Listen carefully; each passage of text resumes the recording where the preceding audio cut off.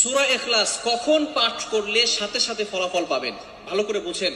সূরা ইখলাস হচ্ছে পবিত্র কোরআনুল কারীমের ভিতরে ছোট সূরাদের ভিতরে অন্যতম একটি সূরা। তবে ফজিলতের দিক থেকে সূরা ইখলাস হচ্ছে গুরুত্বপূর্ণ ফজিলত, এবং এই সূরাটা এমন একটা সময় আল্লাহ পাক রব্বুল আলামিন নাজিল করে দিয়েছেন যখন আল্লাহ রাসূল সাল্লাল্লাহু আলাইহি ওয়াসাল্লাম দ্বীনের প্রচার করতে লাগলেন।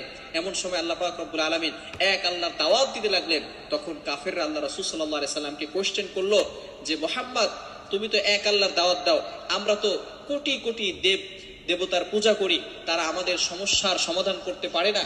তুমি যে আল্লাহর দাওয়াত দাও সেই আল্লাহ কয়জন এবং সেই আল্লাহর সন্তান আছে কিনা? সাথে সাথে আল্লাহ পাক রব্বুল আলামিন এই কাফেরদের প্রশ্নের উত্তরে আল্লাহ রাসূল সাল্লাল্লাহু আলাইহি সাল্লামের কাছে এই সূরাটি নাজিল করলেন, কুল হুয়াল্লাহু আহাদ আল্লাহুস সামাদ লাম ইয়ালিদ ওয়া লাম ইউলাদ ওয়া লাম ইয়াকুল লাহু কুফুয়ান আহাদ। আল্লাহ পাক রব্বুল আলামিন এক, অদ্বিতীয়, এবং আল্লাহ